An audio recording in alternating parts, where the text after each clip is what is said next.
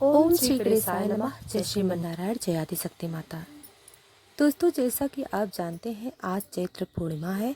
ऐसे में हम आज श्रवण करेंगे चैत्र पूर्णिमा की व्रत कथा। तो आइए दोस्तों कथा को श्रवण करते हैं। प्राचीन काल में एक नगर में एक वैश्य रहता था। वह बहुत धार्मिक और सत्यवर्ती था।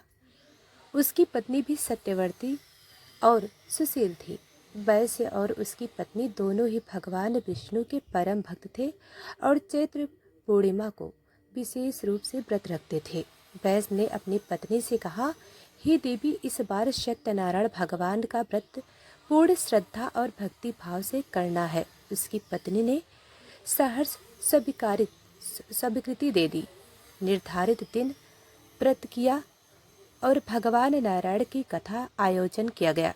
कथा पूर्ण होने पर ब्राह्मणों को भोजन कराया गया और दक्षिणा देकर उनको विदा किया गया। वैश्य ने प्रसन्न होकर अपनी पत्नी से कहा, हे प्रिय, अब हम तीर्थ यात्रा पर चलें। पत्नी ने भी सहमति दी। दोनों ने भगवान की पूजा कर तीर्थ यात्रा प्रारंभ कर दी।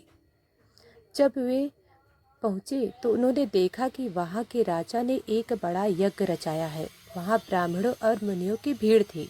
यह देखकर वैश्य ने भी यज्ञ में भाग लिया और मनवांछित वर प्राप्त किया। लौटते समय उन्होंने बहुत सा धन एकत्र कर लिया। घर लौटकर उन्हें भगवान विष्णु की मूर्ति स्थापित की और फिर व्रत तथा कथा का आयोजन किया। जब जब वे यह व्रत करते तब तब उनके घर में धन, वैभव और सुख शांति की वृद्धि होती। इस प्रकार वे सदैव चैत्र पूर्णिमा को भगवान सत्यनारायण का व्रत रखते रहे और जीवन के अंत में विष्णु लोक को प्राप्त हुए और उनके वंशज भी यही व्रत करते और पुण्य लाभ प्राप्त करते रहे।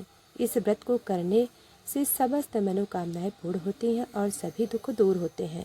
इस व्रत को श्रद्धा पूर्वक, भक्ति और विनय पूर्वक करना चाहिए तथा कथा को ध्यान से सुनना चाहिए। जो भी व्यक्ति चैत्र पूर्णिमा के दिन यह कथा सुनता या सुनाता है वह सभी दोषों से दूर हो जाता है और अंत में मोक्ष को प्राप्त होता है। दोस्तों, यह कथा आपको कैसी लगी हमें ज़रूर बताएं और वीडियो को लाइक सब्सक्राइब अभी तक नहीं किया है तो अभी कर लें। धन्यवाद।